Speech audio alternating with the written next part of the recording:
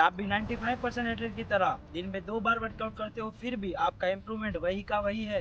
तो हो सकता है कि आप कर रहे हो ये 10 रनिंग मिस्टेक में से एक। Welcome to my channel running with Freetech है। आप सभी का आपके अपने यूट्यूब चैनल में स्वागत करता हूँ। इस वीडियो के लास्ट तक बने रहना, क्योंकि लास्ट में ऐसी एक मिस्टेक के बारे में बात की है जो 95% एथलीट करते ही करते हैं। तो आज हम बात करेंगे टॉप 10 रनिंग मिस्टेक के बारे में, बात जो हर कोई एथलीट जाने अनजाने करता है। इसमें सबसे पहला ये है कि वार्म अप ना करना।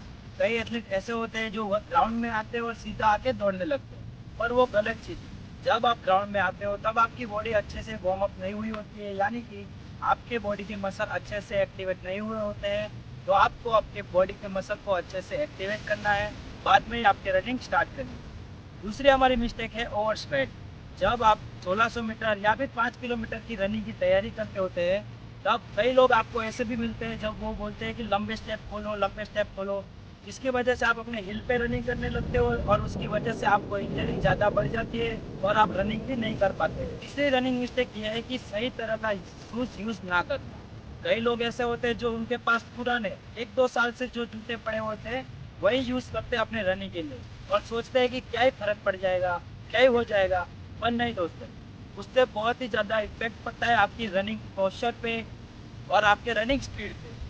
आप अगर प्रॉपर शूज यूज करोगे तो आपको रनिंग में स्पीड भी इंप्रूव होगी और आपको लंबे समय दौड़ने में थकान भी नहीं लगेगी। साथ ही में आपको सीन पेन, नी पेन या फिर जो पैरों के जो दर्द होते हैं कई सारे कम हो जाएंगे। चौथी प्रॉब्लम यह है कि आपका रनिंग के वक्त प्रॉपर ब्रीथिंग ना करना। कई लोग ऐसे होते हैं जो अपना मुंह बंद करके दौड़ते हैं, कई लोग ऐसे होते हैं जो अपने दांत को ऐसे ऐसे इस तरह दबा के दौड़ते हैं। पर आपको इस तरह नहीं करना है, आपको अपनी बॉडी की नेचुरल मूवमेंट रखनी है, जिसकी वजह से आपको दौड़ने में हेल्प होनी चाहिए। ठीक है।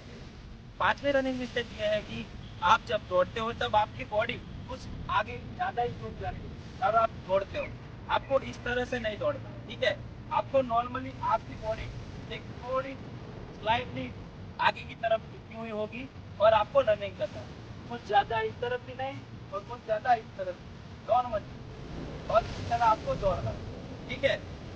हमारी छठी रनिंग मिस्टेक ये है कि आपका आर्म स्विंग ना होना। कई लोग ऐसा होता है जो टेढ़ा मेढ़ा रनिंग आर्म स्विंग करते हैं, कई लोग ऐसा है जो आधा आधा करते हैं। पर आपको एक प्रॉपर आपके आर्म स्विंग होने चाहिए 90 डिग्री में, और आपको इसी तरह से प्रैक्टिस करनी है, जब भी जाके आप रनिंग में अच्छे से आर्म स्विंग के साथ रनिंग कर पाओगे, जिसकी वजह से आपकी स्पीड बेटर होगी। तो हमारी सातवीं रनिंग मिस्टेक है कि ओवर ट्रेनिंग करना, यानी कि जब आपकी कैपेसिटी जितनी है नहीं उससे ज़्यादा आप जब लोड लेने लगते हो और वही लोड आप बार बार रिपीट करते जाते हो, तब वो स्थिति आपको ओवरलोड की स्थिति में डाल देती है। इसकी वजह से आप चाहोगे फिर भी आपको परफॉर्मेंस नहीं आएगा। आपको ओवरलोड से बचना चाहिए। आपको 1 या 2 टाइम जब वर्कआउट करते हो तो उसी वर्कआउट को फॉलो करना है, उसी के साथ आपके न्यूट्रिशन, स्लीप, आपकी हाइड्रेशन और आपकी रेस्ट रिकवरी पे ध्यान देना है। तो हमारे आठवें रनिंग मिस्टेक है कि तेज शुरुआत करना। जब आप रनिंग में आते हो और बिना किसी वार्म अप के सीधा तेज तेज दौड़ने लगते हो, तब आपको बॉडी अच्छे से सपोर्ट नहीं करेगी। वो मैं गारंटी देता हूँ, क्योंकि आपके बॉडी के मसल अच्छे से एक्टिवेट नहीं है। उसी वजह से आपका परफॉर्मेंस नहीं आता और आपको लगता है कि मैं ट्रेनिंग कर रहा हूँ फिर भी मेरा परफॉर्मेंस नहीं आ रहा है। पर आपको कभी भी तेज शुरुआत नहीं करनी, अच्छे से वार्म अप करना है। पूरी बॉडी अच्छे से वार्म होगी तभी आपको ग्रेजुअली आपकी स्पीड इंक्रीज करते जाना है और आपका वर्कआउट करना है, ठीक है। नौवीं रनिंग मिस्टेक ये है कि आपका स्लीप पे और आपके हाइड्रेशन पे फोकस ना होना।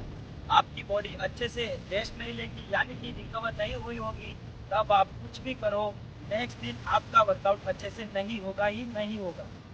तो आपको अब ये करना है कि आपके अपने प्रॉपर हाइड्रेशन पे ध्यान देना है, साथ ही में आपको 6 से 8 घंटे की प्रॉपर स्लीप करनी है, जिसकी वजह से आपकी बॉडी अच्छे से रिकवर होगी और आपको नेक्स्ट दिन का वर्कआउट करने में हेल्प होगी। तो बात करते हैं 10वीं रनिंग मिस्टेक के बारे में कि 95% लोग ये मिस्टेक करते ही करते हैं, ठीक है। क्योंकि 95% एथलीट ऐसे हैं जब उनका वर्कआउट खत्म हो जाता है तब वो सीधा अपने घर पे निकल जाते हैं। कोई भी प्रकार का पुल डाउन एक्सरसाइज या फिर किसी भी प्रकार की स्ट्रेचिंग एक्सरसाइज वो लोग नहीं करते। इसकी वजह से उनकी बॉडी में सोरनेस बनी रहती है और उनको नेक्स्ट दिन का वर्कआउट करने में प्रॉब्लम आती है। तो बात करते हैं इसके सॉल्यूशन के बारे में। कूल डाउन के रिलेटेड एक डिटेल वीडियो चाहिए तो कमेंट में लिख देना कूल डाउन। तो ये थी हमारी टॉप 10 रनिंग मिस्टेक, जिसके बारे में हमने डिस्कस किया और इसके सॉल्यूशन के बारे में भी बात की। अगर आपको इसमें किसी भी प्रकार की कोई भी क्वेरी हो तो आप कमेंट में पूछ सकते हो। तो मिलते हैं नेक्स्ट वीडियो में। जय हिंद, जय भारत।